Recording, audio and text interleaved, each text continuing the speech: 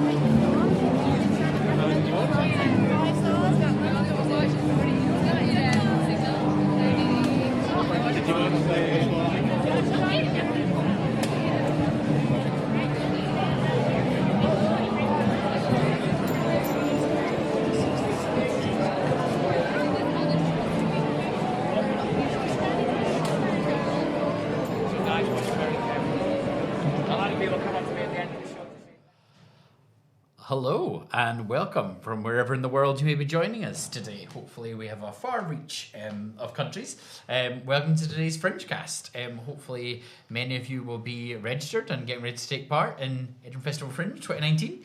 And this session is very much, as the past few have been, is about maybe not how to do the Fringe, but how to make the most of your time there. So yeah, thanks for joining us today for our Fringe cast on how to contact the media. How to reach the media. I'm going to match what the slide says. So if we cut to webcam so we can all say hello. Hi. Hello. Oh, I love our new logos at the back. They're great, aren't So they? professional.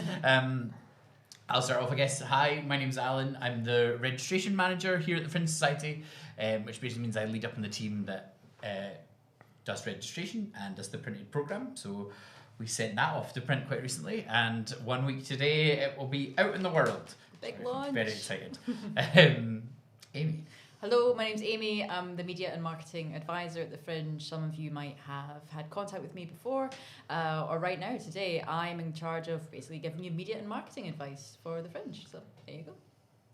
Hello, I'm Daniel and I'm the Digital Marketing Coordinator here at the Fringe Society. So I look after our social media and various aspects of our digital marketing, including some of the tech behind the scenes today, such as the live chat and the questions. We're also joined in the corner by Leah, who's going to have to lean in a long way to wait. So Leah will be looking after the sound and turning the webcam on and off and bringing in various different guests we have pre-recorded. Yeah. First time we've done this for a while. Special guests today. Yeah. It's very exciting. Cool. Webcam off. Now we can relax. So for any Fringecast first-timers out there, Daniel, do you want to talk them through how best to engage with us? We always like to recap this, excuse me, especially as some people tune in late or may have never been on a Fringecast before. But these sessions are interactive. We received some questions in advance, but what we really want to do in this session is hear your questions as we go, because there are so many different things we could cover in just under an hour now. So we need to know what are your burning questions and your challenges. And then we go through some of the topics today. If that sparks more questions you have, send them in now, because this is the perfect time for us to ask them quickly and succinctly. If you're not watching live, which I'm sure many of you may be catching up later, all this live chat will be saved and available as we go. And if you are listening live but have to run off or what you think you've missed something, you can refresh this page at any point after the session to catch up with it. So it's all there, so don't feel like you're having to rush and copy things down. Yeah.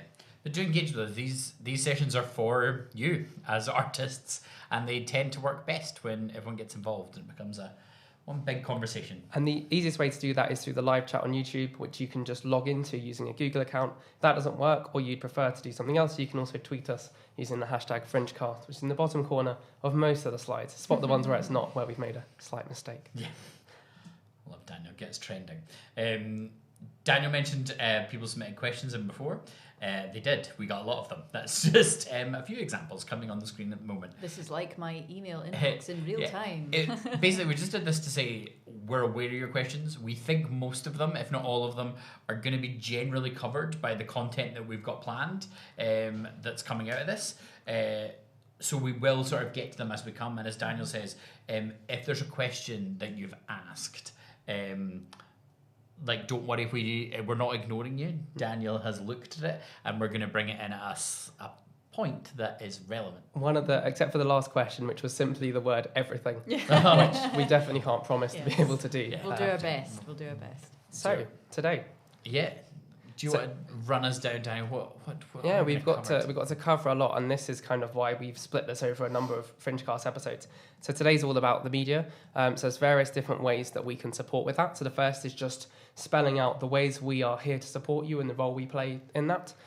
Just a quick sort of plug for the previous episodes that talk about marketing and social media.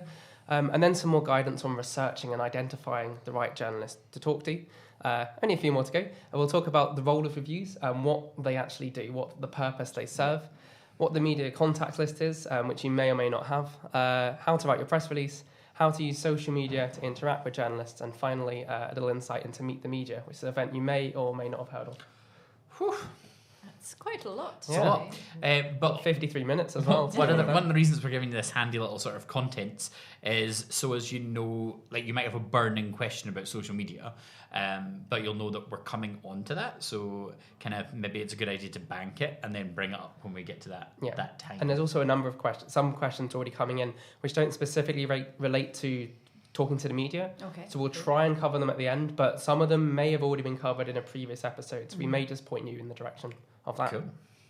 I trust you, Jana, because we can't see the questions.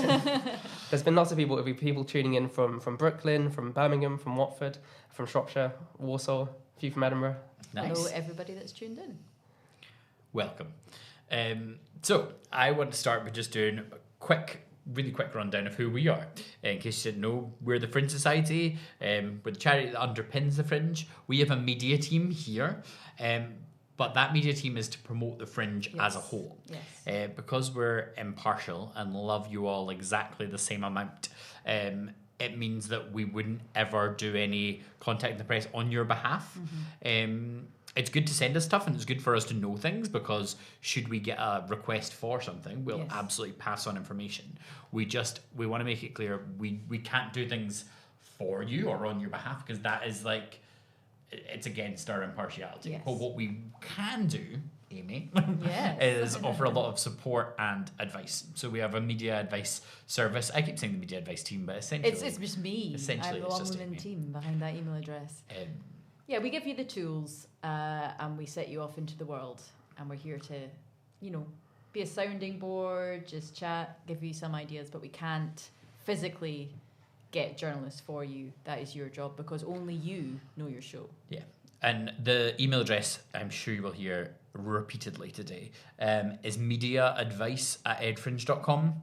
That is a direct link to Amy, but it's a really good one to know. It stays with us year on year, and it's basically any help you need, from contacting the press, but genuinely like marketing your show, anything to do with kind of getting bums on seats or promoting your show in any way, we can help with that.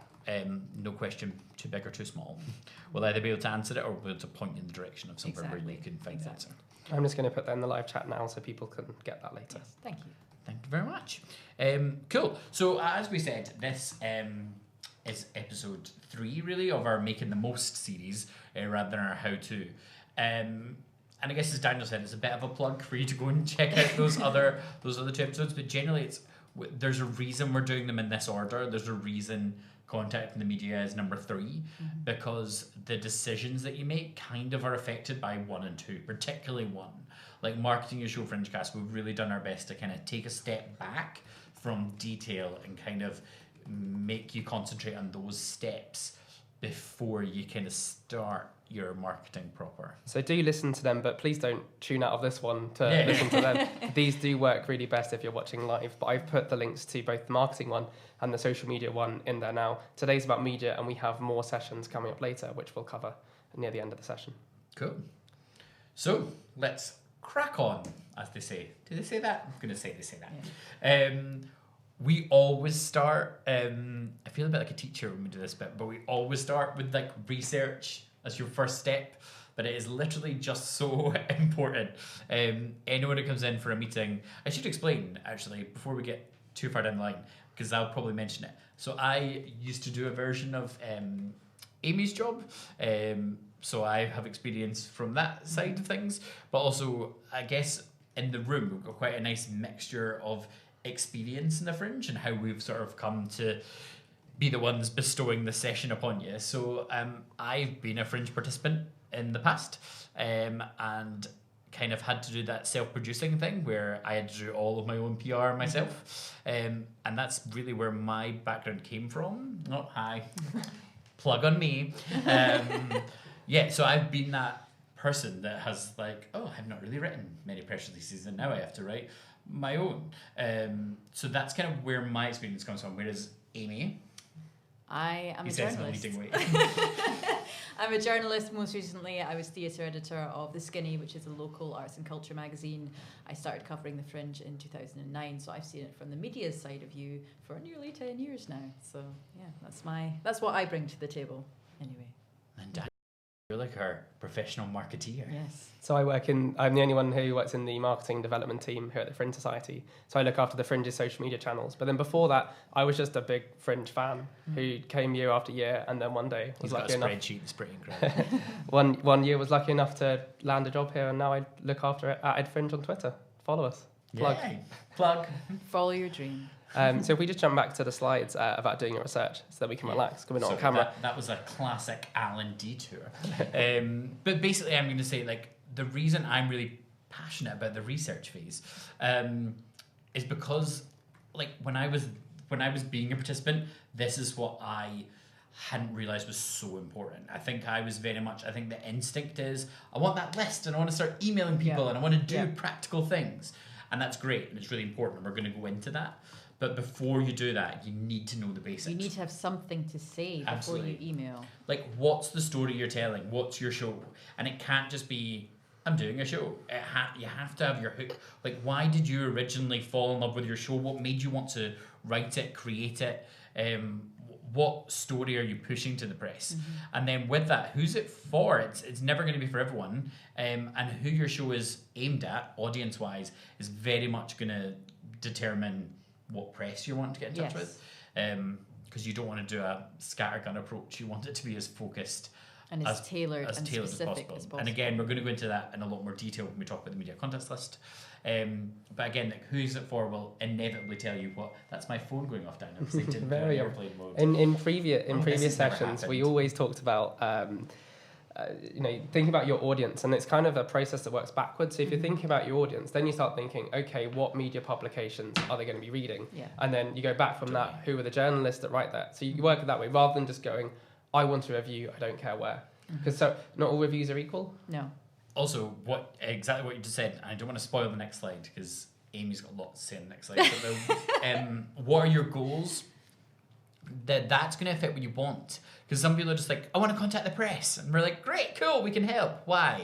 And everyone's like, what do you mean? But what do you mean by your goals is, like, why are you contacting the media in the first place? Like, are you looking for preview content to get people excited ahead of the Fringe? Are you looking for reviews to, like, develop your work and then take it further? Are you looking for a combination of both? Do you have someone who is maybe really great for, like, interview content? Like, what is it you're looking for? What are your goals and what do you want from that journalist? And what can you offer that journalist? It's really important. It's a reciprocal relationship. You need coverage, we need content, we work together. Not being expectant. Yes, or entitled. But knowing what you want. Like, so you're contacting someone. Like, you don't just go up to the checkout in Tesco. I mean, everyone uses self-service now. But, like, if you're going to the checkout, you don't just go up and be like, hi, cool, I'm here. I'd like Tesco's, thanks. You go up and you're like, oh, I'll take some bread and I'll take some cheese. And other things. Also, other stores are available. Yes. I feel like a real podcaster now. That final one is really important. We'll repeat it so many times. It's just why. The why. Why you email it? Because it will affect, like, knowing the answer to that will affect how you talk to someone. Like, and it shouldn't.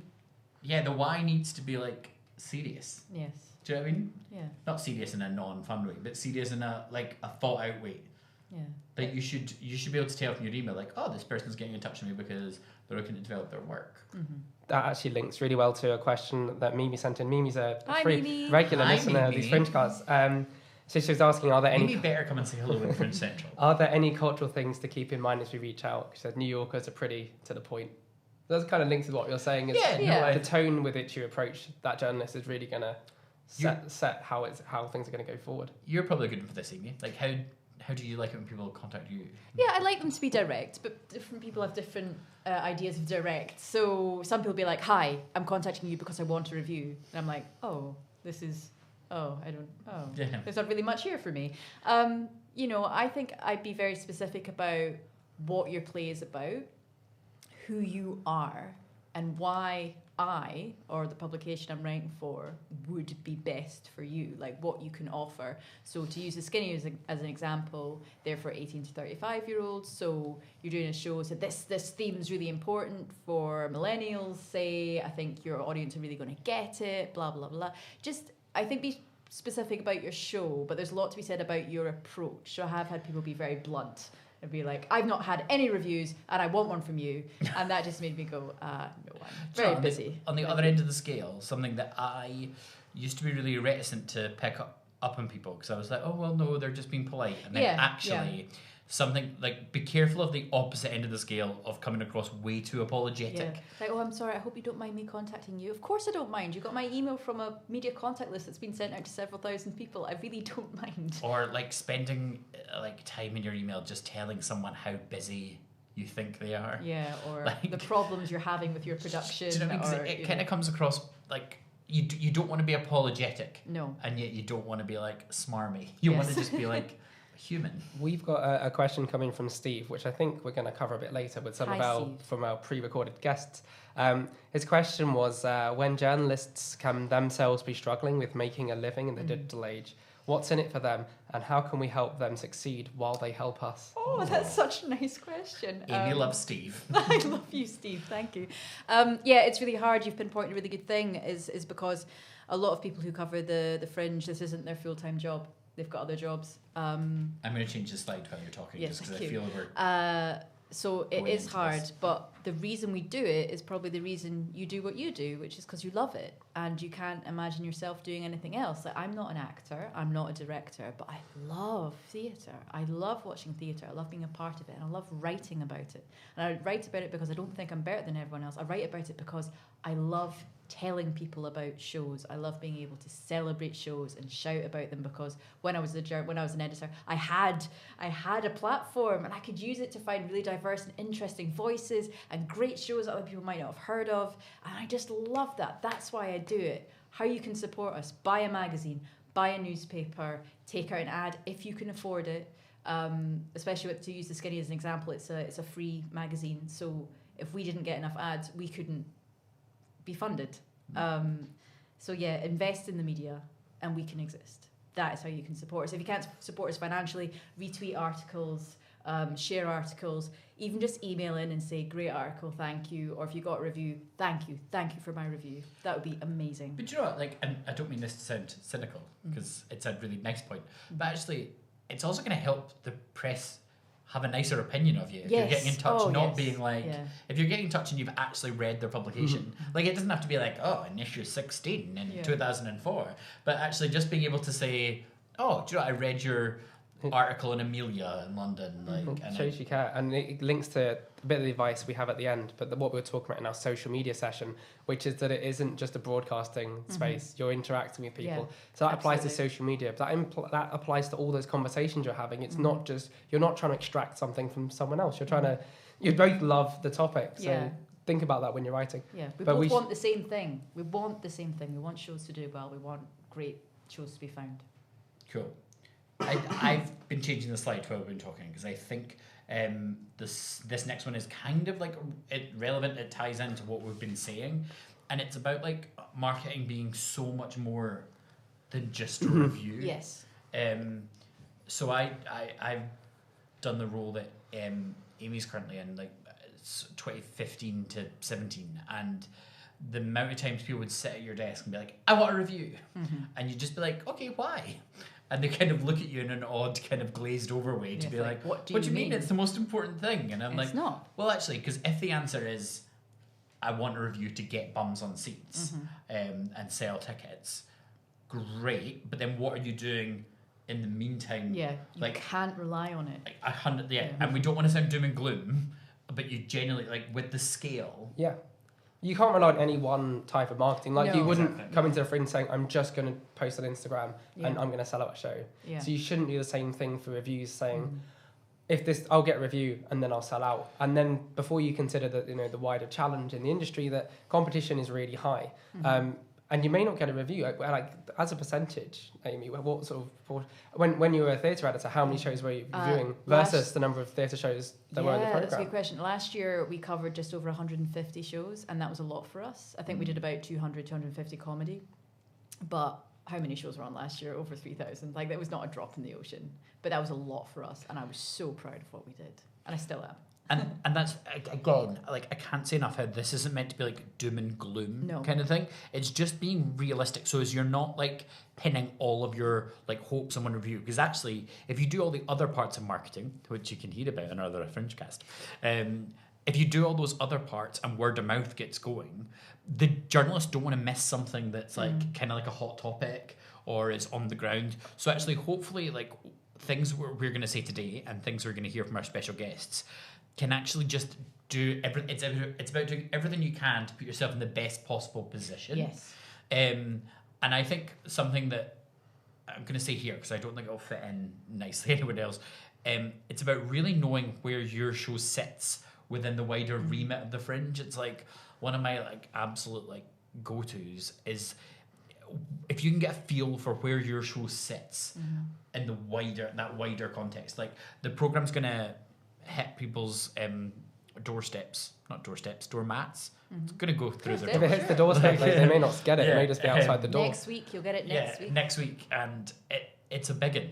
And like constantly, like from audiences to journalists, people are constantly trying to find a way to break it down so as they can do digestible chunks. So if you're helping a journalist do that, like we're taught that, like finding your niche. If you can say like, oh, I know you've been covering a lot of like solo work or a lot of new writing, like find your where you sit. And particularly you can look both on the printed guide, but online you can filter not just by general categories such as children, comedy, theatre, but you can go more focused like drag or verbatim or site specific and find shows similar to your own. Because then if you go to a journalist and go, this is what we're all about. I know you saw this a similar show last year.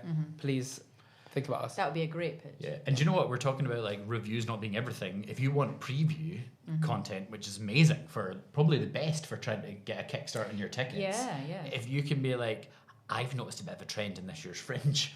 Yeah. You're almost like doing part of their job for them. Yeah, exactly. A few years ago, I wrote a piece about gig theatre, and it was inspired by one participant emailing me saying, I have this show, it's gig theatre. I think gig theatre is a really important theme. I think it's going to be quite big. And I went, tell me more. And then I ended up interviewing loads of people about gig theatre and did this huge piece about gig theatre, and it was so much fun. I hope they got featured in the article. Yes, they did. They did. Yeah, they were the so first person savage. interviewed. Yeah. That'd have been so savage if Like, you found all this other gig theatre.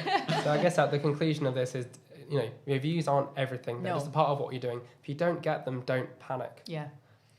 And it's not personal if you don't get one. It's really not personal. Just we're busy. And do you know what? That probably ties in quite nicely to our first guest, virtual guest. Which we interviewed over the phone, which you may be able to tell when you listen to the quick recording we have. So who are we speaking to first? So this is the lovely Mr Tom Tipton, who is the Scottish correspondent for The Stage magazine, but also has his own website, which is All Edinburgh Theatre, and covers a lot of Edinburgh work. But I'll let the man himself. Try not to hassle me and be clear. What I really like is a good, clear release that tells me exactly about your show. It gives me some content to add to my website with a little bit of a synopsis maybe of what you're doing, a quote from somebody involved with the show so that I can drop that in, a bit of a preview. If I'm doing a roundup of shows of that type, it's always good to have something that's a bit unique about yours instead of just saying another production of Macbeth, why are you doing it, whatever. I write about theatre that's made in Edinburgh, so if you want to contact me about that, that's great. Always research your journalists. Let work out what we like and what we're interested in, and tell us all about that. And contact me early, because I'm starting to think about it all now, and if I don't know about it until the 4th of August, oh dear, I'm afraid I can't come because I'm absolutely full up, and I've got my whole Fringe planned out already, and I have a life. Yes. Yay, to having a life Thanks, outside of Fringe. Thank you very much. That was me on the Tom. phone saying, and you also have a life. And he was like, yes, I do. Great. So, Amy, just to pick up, Tom was saying, Tom said lots of very good things there, including backing up lots of things we said about research being important. But he talked about getting there early. Yes, yeah. Should people panic? Are people late? No, don't panic at all. We've been saying for a few months now that the best time would be to start contacting journalists would be around the time of the launch of the programme, which is next week. Not that we've mentioned that at all. Yeah, not that we've mentioned that at all. So, of course, you can email before then. You can email a little bit after. Obviously, emailing in August is a bit late. But that's when the programme launches. That's when, as a journalist, I'm going, right, what's on, who's in, how many people can I hire and get on my team to cover, when are they available? So that's when they're really thinking logistically about the Fringe. So that's a good time to get in. Because in a previous episode, I asked you what would happen if someone sent you their press release at the start of May. Yeah. And I said, it's very blunt. I put the email in a folder marked Ed Fringe 2019, and I don't look at it again until after the programme launch. Launch is fascinating, isn't it? Like, and how much, especially, like it's changed over the years. But like, it's funny, we've been dealing with putting shows on sale since the end of January, so there's been shows on sale for that long, and yet people it's such a weird phenomenon. Like the majority of shows are on sale now, but actually there's something about people still waiting for that green light of launch. Yeah. And the buzz, like just from a social media perspective, this is when the world, their attention starts switching to Edinburgh. Although it's just under 2 months before the Fringe starts, that's when people are really getting stuck into what's online. We had a question come through just at the end of Tom's clip from Rex saying, "What did Tom mean by getting a quote?"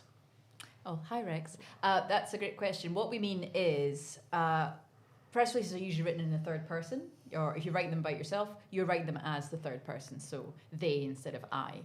And when he says get a quote, it's just when you put a little bit of what you're saying about the show in there. It could be something like, I'm really pleased to be coming to Edinburgh because blah, blah, blah. Or it could be something like, this theme is so important and I really want people to see this show. It's putting a little bit of personality into what can be a little bit of a dry document. I think it's sometimes a really good way to get the why into your press release. In your own words. So like the who, the what, or the when, or whatever, is quite easy to get in your press release. When you're trying to get the why is this important, if you just link it in with something like writer of the show, playwright, blah, blah, blah, says, and then just do like in inverted commas, and then suddenly just change to your own voice. One, it can kind of liven up your release a bit and stops it being a bit staid. But also, like Tom mentioned it there, if you're looking for content or is looking to do a bit of a preview piece, it allows them to just be able to go, I'm going to take that and put it straight in there. Yeah. I'm going to suggest we pop on the webcam because I have a few questions for you guys that have come in over YouTube. Yeah. So the first one was the first two actually are from Rosemary. Is asking just how much can I expect the venue company will do with regards to media? Do you want me to go? No, you certainly going to go. So I would say, and I don't mean to be annoying with this answer, it varies hugely depending on your venue. And that's not to say like some are better than others. It's just some will have a different approach. So some venues will have a larger sort of team. There'll be more of a year-round kind of, this is what they do. And they'll have a media team who specifically are there to help.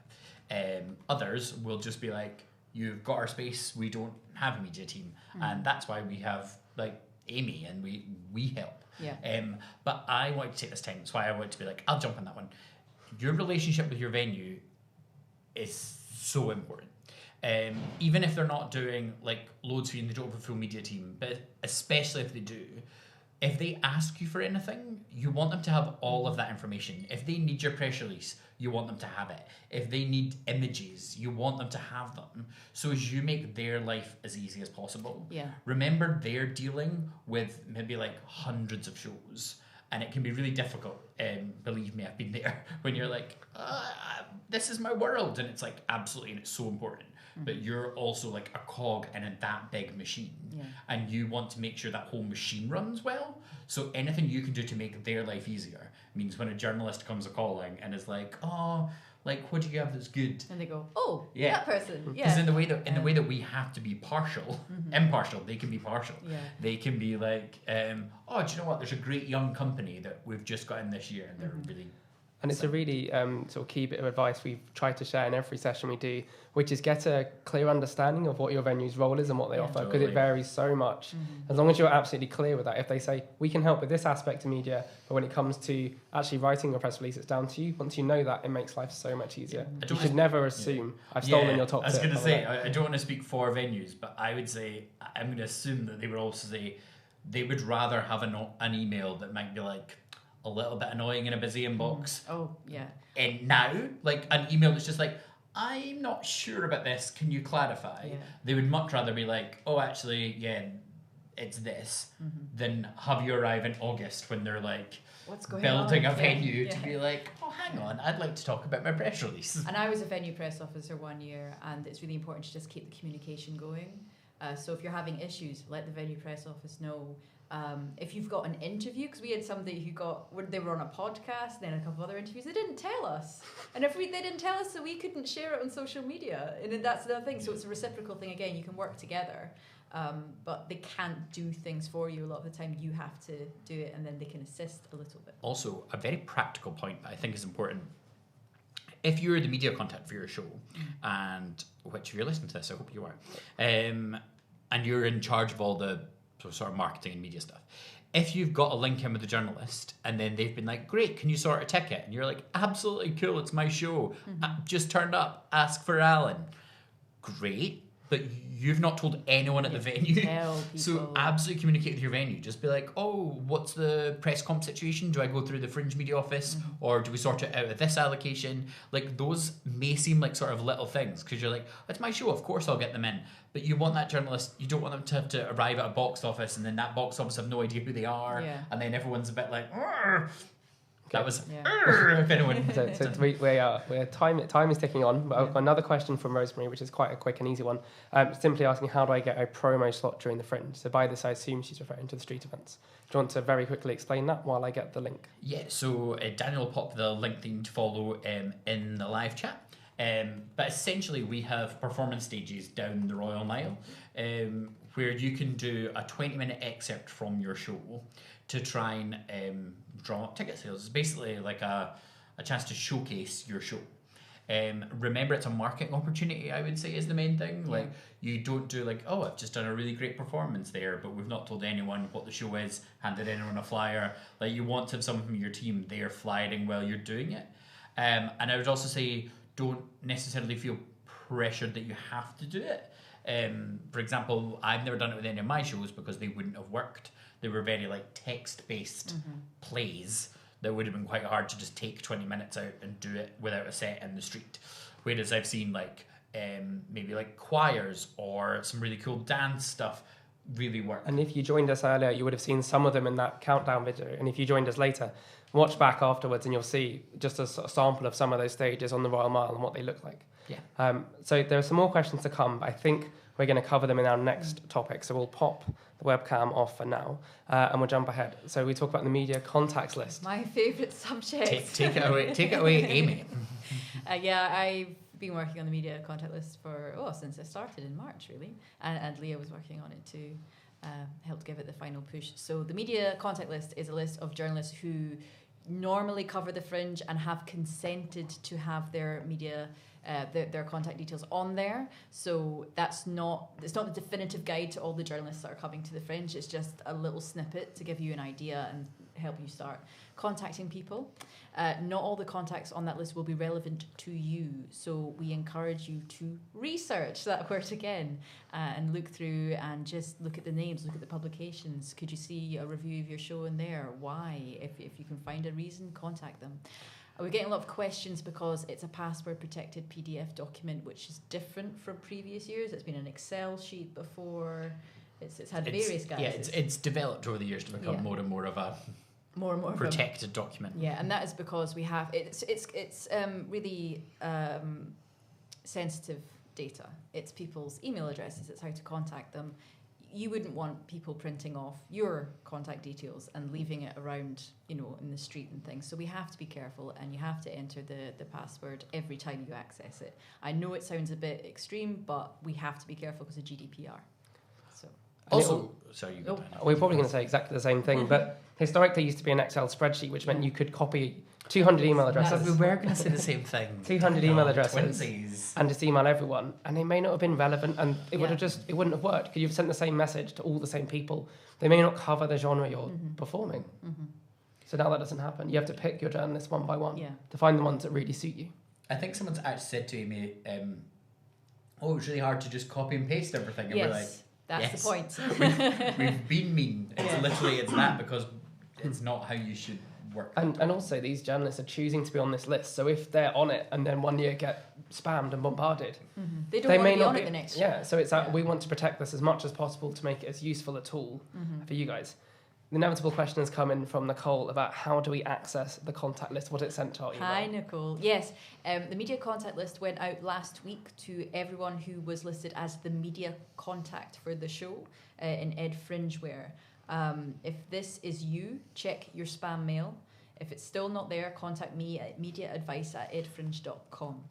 I have had a couple people, well, quite a lot of people email today who said they didn't get it, and then once they checked their spam, they realised they had And it. can the artist check who the media contact is? We do recommend within your performing company checking that first, because Amy's inbox, as some people have said, is Amy's inbox unlimited in length. So if you're actually asking a question, you're not the media contact, it takes an awful lot of time to change that, when actually your colleague or other member of your company could just go, oh, it's me, I've got it. Yeah.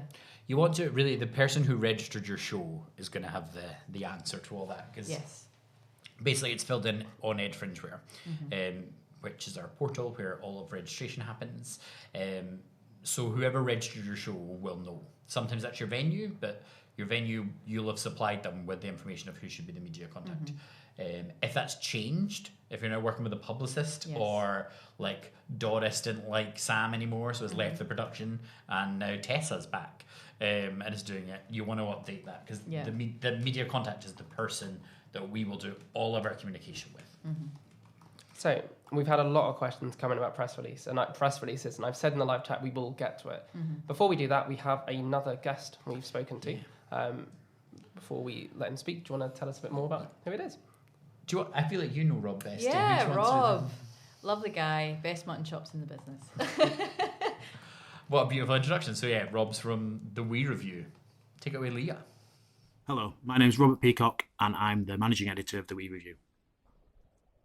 In a Fringe press release, we're looking for a compelling reason why we should come and see your show in particular. We have the Fringe brochure already. We know our way around the Fringe. We know the kind of things that we're likely to cover. So given a massive amount of emails that we get, unless we get an email which has a compelling reason why we in particular should come and see this show, and that's got to be something that's not already apparent from the Fringe blurb, unless there's something like that in an email, unfortunately, just because of pressure of work, we're unlikely to be able to respond or reply. The absolute no-nos, I would say, are hassling us. There's 3,000 plus shows in the brochure. We get press releases for most of them. So if we haven't responded, it's just because of pressure of work. Most of us are doing this in our spare time on top of full-time jobs, so we don't have time to respond to everybody. So if you send an email following up saying, have you missed this? All you're doing is adding to that volume of work, and it's not very helpful. Also, one big plea is if you've been reviewed and you have an issue with the review, if it's a factual issue, then please email us and we will respond to that and correct things. Obviously, we're fine with that. If you're disagreeing with our reviewer's take on your show, you're probably wasting your time. Every year we have a small number of people who take exceptions to our reviews. If you've asked for a review and we've reviewed you, please take it in good faith. We try and be honest and fair and treat people as we would like to be treated ourselves. So unless we've got something factually incorrect, then please don't follow up to complain. Thank you, Rob. Thank you Rob. Very much. Yeah, it's worth noting that the We Review is a local website that's been running for about 10 or 11 years. It started off as TV Bomb, but rebranded a few years ago. And it's one of the most prolific. Yes, it's so reviewing prolific. Site, and it's all run by volunteers. They're all volunteers, and all of them great writers. Also, I know we're going to talk about social media later. Rob is very good on Twitter, particularly during the Fringe, and has been known to do a bit of a shout out for, I've had a show falling through and I've got a gap. About that. I'm just going to try and find his. I've got it. Yeah, I'll just post a link to his account. Great. So time is ticking on. Press releases. Who wants to start with this one? So basically, your press release is your number one way of communicating. We're telling you get in touch with the press, use the media contact list, but how are you getting in touch with them? You get in touch with them with your press release. Yes. Let's just throw it open. What are your number ones, like saying the do's and don'ts for? Well, I think it would be the first one, which is my now infamous line of it's a story pitch, not a sales pitch. Tell me a story. I'm a journalist. I want to write stories. So I'm finding I'm getting a lot of press releases that have quite salesy patter in them, like this is guaranteed to be the hit of the Fringe, and I don't want to read that. And you don't know that. I don't know that. Like, don't. Never been seen before. Never been seen before, hit of the Fringe. And it doesn't work. I'm sorry. Like, just talk to me like a human being. You're not selling me anything. I do want to Give do me a Fringe story. show one day called Hyperbole. Yeah. I think it'd be really fun. And researching the outlet. You know, I did hear back from a journalist recently who was not impressed that he runs a comedy website and he was getting a lot of theatre pitches. And it's like, well, you have to tailor your pitch. Realistically, I mean, did you get that? So if we've not said it enough, Amy was theatre editor. So as theatre editor, did you get just shows from all across? Yeah, absolutely. That must be annoying. It was annoying, yeah. And if it was comedy, I'd forward it to the comedy editor. What was more annoying was if somebody'd got the email addresses of lots of editors and they emailed all of us and it was a theatre show, all those editors would then forward me that email. So I ended up having about 10 copies of this one email and absolutely hated the sender. And journalists talk to each other, not We just do. within your own publication, but Yeah, we do. you're going to the same. You're reviewing the same shows. You'll sit next to each other, and Yeah. if you annoy them, people will know. Yeah, it's like our job is literally communication. And I remember one Fringe, I was phoned by a theatre editor when I was freelance, and he said, listen, I'm really sorry, could you please go see this show? They won't stop phoning the office, they're driving everyone mad. And I was like, yeah, cool, I'll go see it, you know. And that's not going to be the basis of a good No, review. like, If he you didn't go want to see see it because he'd been annoying him so much, but he wanted someone to see it. And, you know, so I went. I was like, okay, cool, whatever. One of the questions we got through was from Laura, who did ask, how long should the email be? So this Hi, kind of Laura. covers it. Yeah, About keeping it brief. Keep it brief. We say one side of A4 for the press release. I did have somebody who sent me an 11-page press release recently, but we did get it down to 2. Did you read it all? I did. And Very good. cut I it probably down. would have skimmed. It's the next question that Tiana's just sent in. Although we say it has to be no longer than 1 page, that's more for you drafting it. Yeah. But when you're actually sending it through, you're not sending it as a document. You're No. just pasting it You're into the copying and email. pasting it into the body of the email. And I'm going to chime in here because that's the thing that shocked me most when I came to the Fringe for advice when I was marketing my own show and got advice from my mates that had been doing press longer. I'd always just assumed that I wanted to make this the prettiest document. And when I did the media advice role, it does break your heart sometimes when someone sends you like and you get a beautiful one, beautifully like, this designed is like so PDF lovely. and it's got like massive images and stuff and you're like, that's beautiful, don't send it. Like because PDFs are designed to be read, they're not designed to be interacted with in any Yeah. way. So it's like if I needed to grab a big chunk of text from your press release or like some listing information to pop in a spreadsheet, it wouldn't format it right. Yeah. It would really mess up my spreadsheet. No, it looked lovely, but I couldn't work with And it. imagine you have the situation, you're reviewing shows throughout August. You've got 1 hour to Yeah. read 100 emails. Yeah. You're not going to download an attachment and Absolutely have a read. But if you not. can go through and No. you're saying, gig theatre this Yeah. time, perfect. Yeah. It's quick and simple. But so someone's just asked, is there ideal font or whatever? You say like keep it legible, but equally Legible.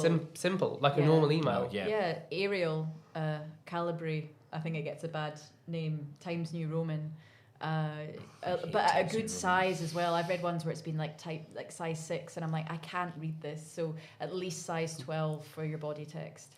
But that's not to say that pictures or whatever are bad, because all we're saying is don't add attachments, because that's Yeah. a surefire way. If your email's going to end up in spam, it's probably because of that. But yeah, absolutely. And with images in general, I've had people copy and paste them into the release. But again, they can really mess with the formatting in your release when you put them into an But email. yeah, you do that thing where suddenly it takes up half the page It takes and up like half the everything page. you've got to scroll down. If I'm viewing it on a phone, the image might not come up, and I might look at that and go, I've got a blank email from this person. Is it fair to say that actually the image is unlikely to make you go see the show, but it makes your life so much easier To once have you an have, image. because then you Yeah. can write the review and Yeah. you've got it. You know it's there. That helps, but it's not necessarily the image that's going to get you through the door. Exactly, and I'm not a picture editor. If I was a picture editor, I'd be looking for really strong images, but I'm not. I just want a good story. I would say as well, like my little catchphrase was always like, you want your release to be the one-stop shop that everything that journalist needs. So like if they read that in June and then they decide like, okay, cool, I think I'll go to that. Then they get their press ticket at the start of August, and then they're not seeing the show till maybe like a weekend. If they've just got, rather than having to find like lots of different emails you might have sent, if they have one document that's got, it links out to everything, so it's not like a big heavy email that's really bulky. It's like one really easy document that links to like, oh, the group's social media. It links to like their images. So it's a really simple document, but with loads of information in it. Yeah. Via I don't need to external download links. it. I don't need to enter a password and click on something to get Not the that images. there's anything wrong with that. No, there's nothing wrong with that. But when it's like But- you're in a hurry and you're trying to get Yeah. images and then you're getting sent to somebody's But the Tumblr reason for account. that is you want your press release to reach as far wide an audience as possible. Totally. Yeah. Whereas with the media contact list, We that's want the it. opposite. We want to Yeah. It needs to go Yes, to the right that's a person. really good point to A make. few more questions have come in. Mimi again saying, so can we write our own press releases? Yeah, why not? And then did it need to be published in any special ways? I feel like we've covered that, but just to be Yeah. clear, you just email it to those Just contacts. email it. We have had a couple of people asking about putting their press release on their Ed Fringe listing, on the edfringe.com listing. No, journalists won't be looking there for press releases. Yeah, because this is a really important distinction I think to make. Marketing copy to get audience to come see your show is very different from what you put in a press Very, release. very different. If your press release, I think Rob said it, and his or either Rob or Tom said like they don't just want the same thing that's in your blurb. Yeah. They want the story behind it. They want like, okay, we're kind of needing in to create content Yeah. to then give to people. So like you really want to shake up like what your release is. And I think something I like to say is it should, like, it's fine to have personality in it, but just don't get too wacky. Yeah. Like I've had read many over the years where like a comedian has tried to do something really daring and funny. Like wrote the press release in reverse. Yeah, I literally had that. And it was kind of relevant because the show was in reverse. But like when I first got it, and I had to say this to the guy, I was like, when I first read it, I didn't know your show was in reverse, and I thought it was spam. Yeah. Right. Yeah. You don't want to put an obstacle between. Or if you're not Scottish, please don't try and write in Scots. That's offensive and annoying. I guess Please stop. I have looked at the clock and had a slight panic. Okay. But I would just say with press releases, A, Amy's here to help, but B, we also have templates and advice. Yeah, Just we do. I haven't just Contact made me that and I up. can send you them. Yeah. Perfect. Yeah, and one last thing, because I know we're going on. Sure. One of the things about sending it to Amy, don't feel like it needs to be like, oh, I don't know what I'm doing at all. If it's just like, I think this is good, but I'm Yeah. not sure. I just need a sounding board. I need Like, to get yeah, your absolutely. opinion. Send it to Amy. She's like can be your last line of Yeah. editing. So next we have another contributor. I was going to say the Rusa. lovely Arusa. I keep calling everyone lovely, but these people are But she genuinely is lovely. who is the editor of The List She is magazine. indeed. Yeah. And did her first Fringe as editor last yeah, year. she did. So yeah, take it away, Arusa. The best press releases will have all the relevant and most important information within the first few lines, and they'll be formatted in a way that's easy to read and also that makes me want to read on. I always appreciate when social media links are added so that I can go away and do my own research, and also strong images are always great to have on hand. The most important thing though is to just be polite and friendly, because at the end of the day, that's what's going to make me want to engage if I'm interested in your press release. Thank you, Arusa. That was a great point to end it on. That harks back to Mimi's question. It's like, be polite and friendly. Yeah, like absolutely. Like talk to someone how you would in real life. Yes. Oh, which actually Hey! I didn't realize where we were going next, but that is a beautiful So segment. we've got 2 minutes on this slide. Okay, cool. A lot of people ask about contacting journalists on social media. Does it it work? Well, it depends on the journalist and it depends on the approach, is how I'd say. So in the media contact list, we don't have social media handles or anything in there. It's just email addresses. So unless it's somebody like Rob Peacock that says, I want to be contacted on Twitter, I would be cautious, is what I'd say. I'd be really cautious because it can be a bit intrusive. You're on Twitter, somebody's suddenly like, hey, come see my show. Proceed with caution, but also be aware that it's a great opportunity, I would say. Yeah. So, and I think it's the very basic thing of never just go on Twitter with the sole intention of Use I'm it to be gonna social. plaster like all the media with the same message because everyone can see that. Yes. Everyone's like they're not just messaging So yeah, me. if you've tweeted all the journalists in London and Edinburgh about the Fringe, we can see that, you cheeky so-and-so. Yeah. And we know it doesn't work. Yeah, and it shouldn't just be like, can I get a retweet, please? It's like, well, no, we're not marketing your show No, for I'm you. not If you know them. Yeah. They're your friend. Yeah. However, if you go on, like, I'm going to use you as an example, actually, Amy, or someone like Rob, actually.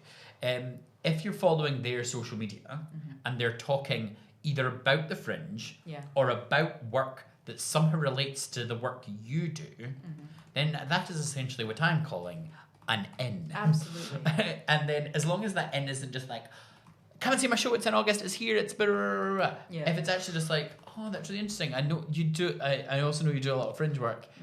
Bring in new work. Do you have any tips or like, what's your Edinburgh looking like? Do you know, start there are a people I'm conversation. friends with today that I met on Twitter.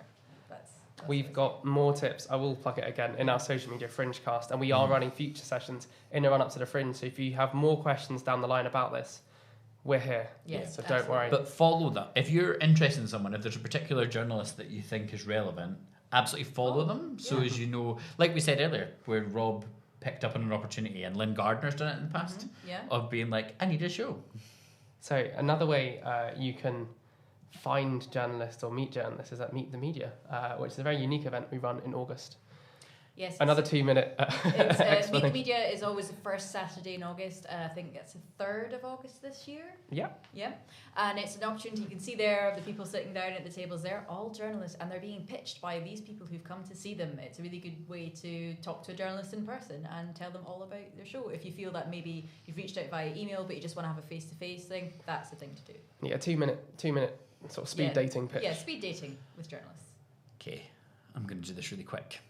I've probably had the most experience of being at Meet the Media, and I like to be a little bit doom and gloom. It's an amazing opportunity, but it's also really, really difficult. It's also an act of queuing. It's like an absolute art in the wonders of queuing, you can see from that picture.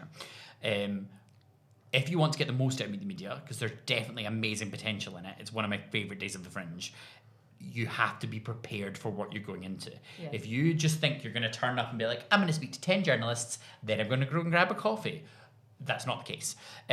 You want to go in with a plan. The media team will send you out like the as close to the event as we can, so it's as up to date and relevant as we can. Yeah. An idea of who will be there and what they're interested in. So you can be like, I'm not going to see this, this, and this because they're not looking for this.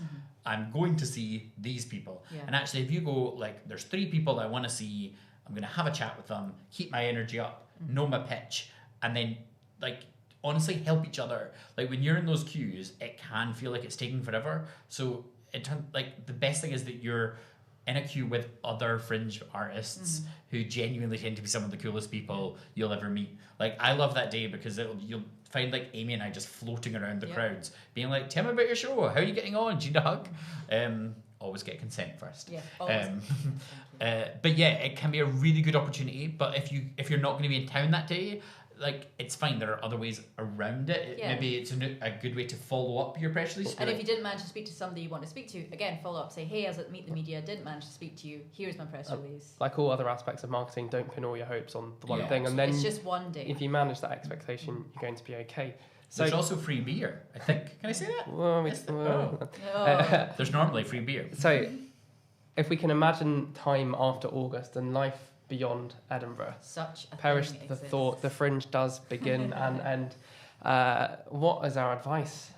Because it's not just a one month wonder. You're forging relationships with journalists. How do you advise keeping that and making the most of it? Because it goes back to that question about why you're doing the Fringe and why you want to review.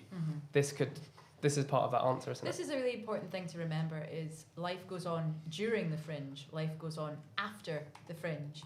So it's important to just do what you can do. It's about relationship It's about management, isn't relationships, it? but build not just like it's not a one night stand. It's a long term relationship. Think of it that way. You know, it's like I know I'm an old romantic at heart. So it's just keep in contact with people. Say thank you for a review. In nearly 10 years of reviewing, I can count on one hand the amount of times I got a thank you from an artist. I know, tiny violin time. Yeah. And if you get a review that you didn't get the reviews that you want, you know, and they were factual, I would say look at how constructive they are, take on the feedback, look at them as a learning opportunity, not a criticism of you as a person. Do you know what? I will genuinely say I got a couple of 3-star reviews for my first Fringe show. Went to the but kept in touch. I also got some 4s. But I kept in touch with those people. Richard Stamp from Fringe Guru, Paul Levy. Actually, I think Richard gave us a 4. Paul Levy from Fringe Review, Irene Brown from Edinburgh Guide, like people who'd seen the show and gave it like a 3 or a 4. So it was good. Like I was happy with them, but it's not like a 5. This is the best show I've ever seen. Yeah. But what we did do is I thanked them and also like sort of kept in touch, like kept the kind of email relationship. So as when I brought my show the next year, I was able to be like, oh, we've got something back. And then Irene came to see it on a day where I was like really sad because we didn't have many people booking in tickets. Gave us 5 stars and we started selling out. Do you know what I mean? Like that's kind of, I wouldn't have had that relationship had I just went, okay, not bye. Like, do you know what I mean? Yeah. I was able to go like, you liked my work before. So you, like, even if it's not necessarily the review that you would love, keeping that relationship to kind of go with your future work is really important, I think. And speaking of keeping in touch, we've had a lot of questions I need to rattle through before we wrap up. I wonder why we're worried about time. I'm like, we've got loads of time. And like, so we'll just pop on the camera and I will fire them at you. So the first question comes from a while back when we were talking. I think it was Rob's advice maybe, or Tom's advice. They're just asking, what if you're not doing a preview of a play? And we have a supplementary question from Laura who was saying, we're doing a London preview show. Would any of the journalists come to it before the Fringe? Well, if they're in London, maybe, but you can't assume that they are, and then they're going to be at the Fringe. I mean, London previews are fine. If you can get reviews for that, that's great. Yeah. Also, what I would use previews for a lot is it can be, we've not talked a lot about following up with from your initial press release. So you'll email someone once, and then that's great. Very few people will get back to you. Like Amy herself has said. I make a point of not, because I don't have the time. You then have to get back to everyone. Yes. So actually, you're going to, for your own anxiety, you're probably going to want to follow up and be like, oh, here's another press release. But you can't just keep sending them the same thing. No. And you want to avoid saying things like, don't know if you got my last email. It's 2019. Everyone gets emails. We got your email. But you want to be able to go, you want to find new information to tell them. So whether that's, we've just had some brand new photos taken, they're really great, here's a link to them, I've copied the release below, or we've just had a really successful preview, we've got some audience reactions, that kind of thing. Or had a really great preview in London, and we're going to be available for review from our first date in Edinburgh. Yeah. You know. Because you're then you're letting them know. You just reminded me of something that I think is really important to tell people. If you're not doing the full run of Edinburgh, if you're not here for the full month, tell the journalist. Like really high up in your release, I would say. Like it doesn't have to be a negative thing. You can spin it to be like limited run here for like 1 week only. Like it's not like a bad thing, but it's just, I think there's, for those of us who are doing the full run, there's a really bad habit, which I myself am guilty of, like when I'm trying to see shows, of being like, oh, I have ages to see this. So actually, if you've got a specific time, like, great, I want to see this, but you have to come between the 12th and the 18th. It gives you an urgency.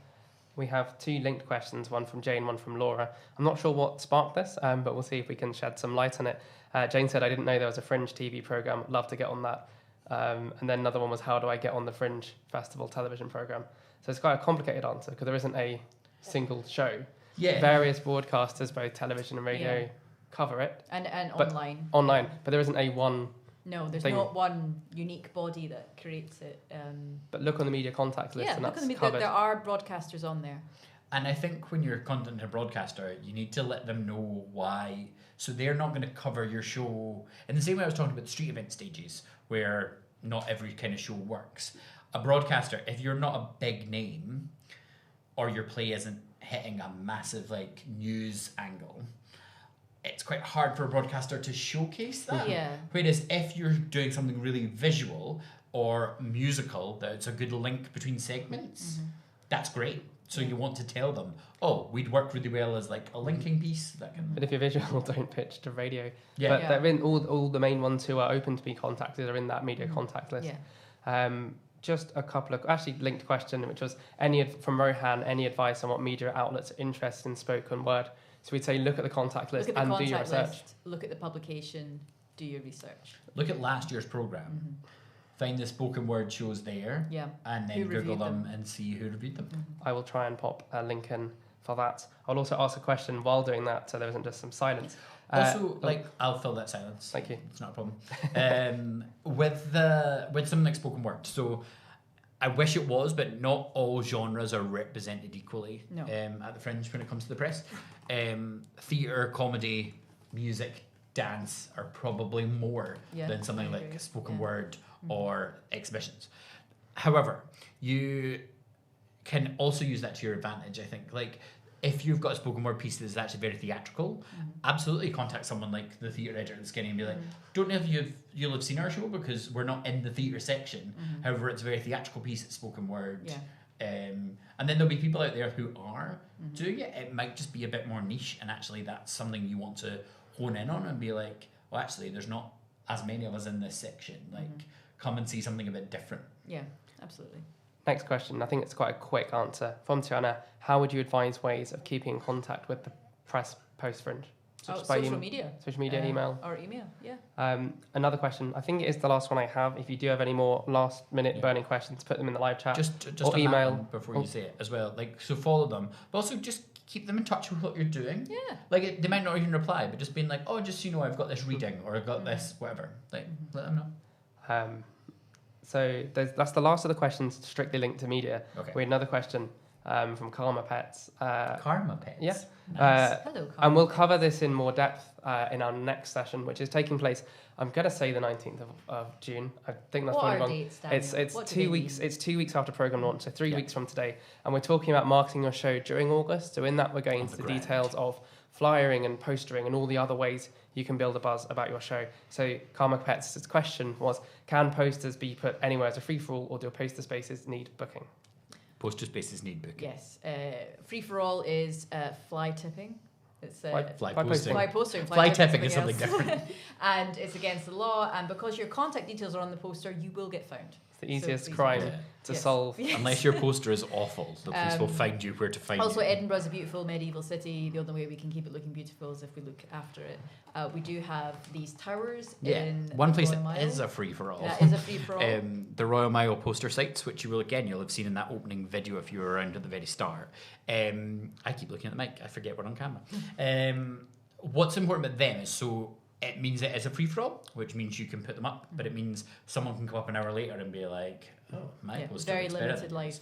But so how I would say is use them intelligently, use them smartly. So maybe if you're going to be flying around there, or you've got a pitch on one of the stages that we were talking about, go and poster loads. So as people they're seeing a flyer from you, then they're seeing a poster, then they're seeing a performance. Do it when it's relevant to you, or maybe like before your show. Don't just go around. One of our shows, we did give an actor like lots of posters, and they came back 50 minutes later being like, we're done. And I was like, wow. Yeah. And he just Put them on the posted back. them all. And separate from that, there is an official poster scheme which is run by the City of Edinburgh Council. If you are the media contact, we'll be in touch with more information about that and how you can book that. I've shared, we have sort of an overview about marketing your show at the Fringe, and it includes a timeline for all the various things you can do. So I think there's some more information there about postering. We have a few extra questions, but before then, we're going to turn off the webcam a bit, just to run through Exhale. the ways you can get in touch with us. I would say this because I run our social media, but do like us on Facebook /AdFringe. Follow us on Twitter. @AdFringe is the main Twitter account, which is for everyone interested in the Fringe. But we also have @Fringe Central, which is specifically focused at Fringe artists. It's where we share information such as these Fringe casts or various other resources. We also now have an Instagram, also @Fringe Central. Do you want to read about the other two? I mean, they're on screen. There's a website. Our website is edfringe.com/take part. Yeah, and then that email address that we've talked a lot about goes It's direct to Amy. My email address. If you email me, please be patient. It's a very busy time of year, so I'm working through a lot of emails at the moment, but I will get back to you. Yeah, just in general, like if we're maybe not as responsive as you maybe used to from us. Yes. This time of year, launch is in a week, so it's our And the Fringe Society is a team of 30. Yes. Putting on one of the biggest events in the world. So sometimes it takes a while to get back, but we will do. But we will. We will. So in addition to getting back, we also have some more Fringe casts. We'll be in touch with details about when you can book them. But here they are. So the next one coming up is called Promoting Your Show During August, which is in 3 weeks' time, talking about postering and flyering. taking your show beyond the Fringe, which is about this is our media advice team, but we're going to cut to like our artist advice team, which is about like if you've got a product that you love, you actually might want to have a life after August. You might want to tour it. You might want to develop your career off the back of the Fringe, and that's what that Fringe cast is going to be about. Yeah. 1 month to go from the start of the Fringe, on the 2nd of July, we have a very it was a brand new session for us. It's mental health at the Fringe. Yeah. So looking at some of the ways you can make August a little bit easier, because if you've never done the Fringe before, there's not really an experience like it. And do you know what? vision for that day, and it's very much still up in the air, but it's just going to be kind of us based in this room here, and kind of inviting different people from around the society and then also around the Fringe landscape to kind of come in and talk to us throughout the day. So it's almost like a day of kind of tips and stuff. It's not meant to like scare you, to be like, what, this is going to damage my mental health. It's about preparing you so as you can get the most out of it, because it can be a bit of a culture shock arriving in Edinburgh in August. And then in the final few weeks, counting down to the start of the Fringe, we're going to have some recap and advice sessions where we'll try and cover all these discussion topics. And if you have any sort of panicked emergency questions, we'll bring in different members of the team from marketing, from media advice, and from marketing advice. And we'll try and answer those questions and just reassure you that it is going to be okay. Before we go, final question from Delia, which is just how do you share images? Not very clear on that. Oh, right, okay. When you're sending them to a journalist, what we'd recommend is using something like Dropbox. So just having a Dropbox link in your press release or a WeTransfer. Yeah. Something that gives them links so as they can link to it and see all your great images, which you should definitely have. And you should definitely email them to media@edfringe.com. So we have them on file along with your press release once it's ready. We've talked a lot about media advice at edfringe.com, but media should also have a track of everything. Yes. So that's it for today's Fringecast. Thank you so much for tuning in from all around the world. We hope this was helpful. If you are watching live, you've missed something, don't forget you can rewind this anytime. All this live chat will be saved as well, so you can come back to this whenever you want, forever. It'll still be here. We're still here, so if you have any questions, you can email Amy at mediaadvice@edfringe.com. We will also be getting in touch if you signed up by email just with a quick feedback survey, just so we can make sure these are as useful as they can be. Because every time we make them up as we go along, so we hope they're helpful, but we may have missed something. There may be something you think we could do better. So we'd love to hear from you. And we try and cover these in as sort of a wider remit as possible to kind of get people thinking in the right way. Yeah. Like sometimes I realise we can't go into specifics on everything, but that's what like a meeting with Amy is for, to go into those details. So hopefully we've given you like the ideas to then go off and make magic happen. Yeah, so hopefully we'll see you in 3 weeks' time. We'll be covering how to market your show during August. But for now, it's goodbye. Bye, guys. Bye. Oh, I'm all wrapped up. Bye. Bye.